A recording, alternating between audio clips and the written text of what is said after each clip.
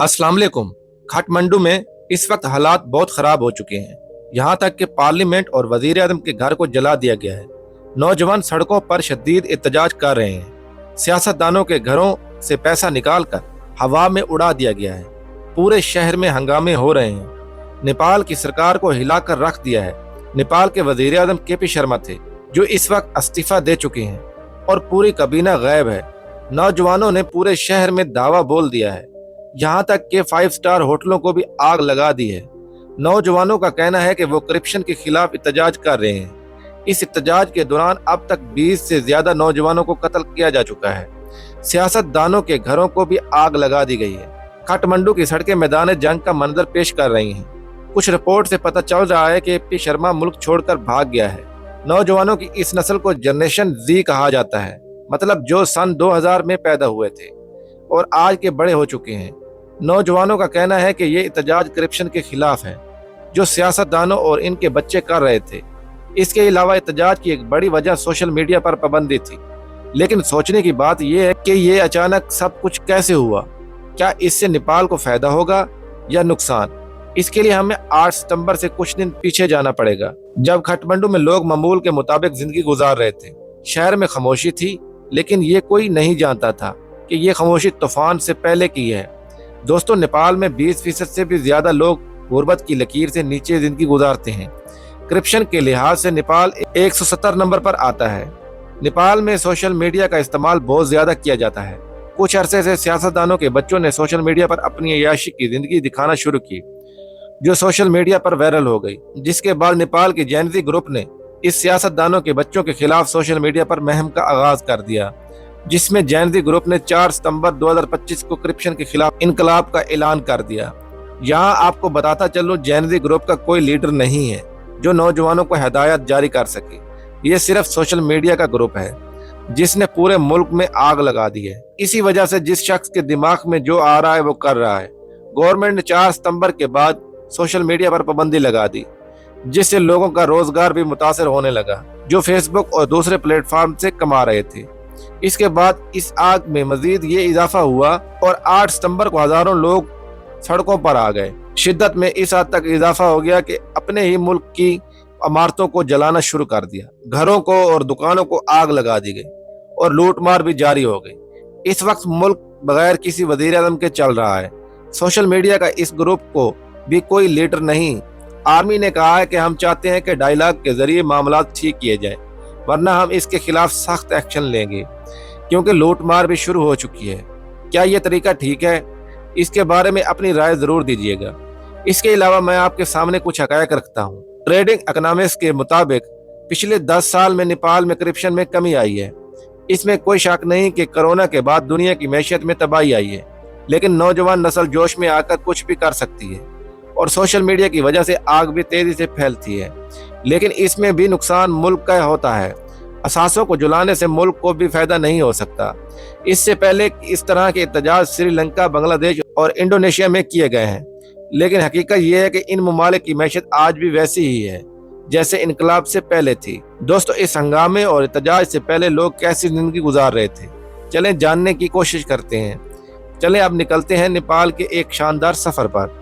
नेपाल दुनिया का ऐसा मुल्क है जो हिमालय की गोद में बसा है। ऐसा मुल्क जिसमें आज तक दुनिया का कोई मुल्क कब्जा नहीं कर सका। नेपाल की मैशियत का बहुत बड़ा हिस्सा सियाहत पर मुश्तमिल था, लेकिन एहतजाज के बाद मैशियत शायद मजीद तबाही की तरफ जाएगी। नेपाल का official name federal Democrat Republic of Nepal है। नेपाल जनूबी एशिया का एक खूबसूरत और पुरअसरार पहाड़ी मुल्क है। इसे दुनिया की छात भी कहा जाता है, क्योंकि दुनिया का सबसे बुलंद पहाड़ माउंट एवरेस्ट भी यही वाक़या है। इसे नेपाली जबान में सागर माथा कहते हैं। ये मुल्क हिमालय पहाड़ों के दामन में वाक़या है। नेपाल एक लैंडलॉक कंट्री है। ये मुल्क दुनिया के 2 बड़े सबसे ज्यादा आबादी वाले ममालिक के दरमियान में वाक़या है। नेपाल के एक तरफ चाइना का बॉर्डर लगता है, जबकि दूसरी तरफ इंडिया का बॉर्डर लगता है। 2025 की रिपोर्ट के मुताबिक नेपाल की आबादी 3 करोड़ 18 लाख के करीब है, जो आबादी के लिहाज से दुनिया के 48 नंबर पर आता है। नेपाल का कुल रकबा 1,47,181 मुरब्बा किलोमीटर है, जो दुनिया के 93 नंबर पर आता है। ये मुल्क तारीख और कुदरती खूबसूरत से भरा हुआ है। इस मुल्क में बोले जाने वाली जबान नेपाली है, लेकिन इसके अलावा 121 जबानें बोली जाती हैं। नेपाल जनूबी एशिया का वैध मुल्क है जिस पर आज तक किसी ने कब्जा नहीं किया। ये हमेशा आजाद रहा है। यहाँ तक कि बरसगीर में ब्रिटिश राज 100 साल तक कायम रहा, लेकिन नेपाल इसके बावजूद आजाद रहा है। इसकी एक वजह हिमालय पहाड़ों की है। ये पहाड़ नेपाल को चारों तरफ से हिफाजत करते हैं। नेपाल के लोग बहुत मेहमान नवाज होते हैं, लेकिन यहाँ के लोग अपनी सकाफत से बहुत प्यार करते हैं। ये कभी अपनी सकाफत को नहीं छोड़ते। इस मुल्क में 81% हिंदू, 9% बुद्ध मत, 5% मुस्लिम, 1% मसीह और बाकी दूसरे मज़ाहिब के लोग आबाद हैं। कहा जाता है कि गौतम बुद्ध भी नेपाल के इलाके लंबोनी में पैदा हुए थे, जिसने दुनिया में बुद्ध मत मजहब का आगाज किया था। नेपाल का दारुल हुकूमत काठमांडू है, जो मुल्क का सबसे बड़ा इक्तिसादी, सियासी और तजारती मरकज है। ये शहर एक खूबसूरत वादी में वाक़िया है और अपने पुराने सकाफत, तरीकी इमारतों और रंग बिरंगी जिंदगी की वजह से फेमस है। इस शहर को हिमालय का दिल भी कहा जाता है, क्योंकि यहाँ से हिमालय के हैरत अंगेज नज़ारे आप देख सकते हैं। इस शहर की तारीख हजारों साल पुरानी है। ये शहर कदीम मनाजिर और बुद्ध मत का मरकज रहा है। नेपाल की जीडीपी $43 बिलियन है और यहाँ के लोगों की सालाना आमदनी $1500 है। यहाँ पर लोग दरमियाने दर्जे की जिंदगी गुजारते हैं। नेपाल के बहुत से लोग ज़राअत के शोबे से वाबस्ता हैं, लेकिन नेपाल की मैशियत में शहर और सियाहत रीढ़ की हड्डी का काम करती है। बड़ी तादाद में लोग सैर के लिए और मजहबी मामलात के लिए आते हैं। नेपाल की करेंसी पाकिस्तानी करेंसी से मजबूत है।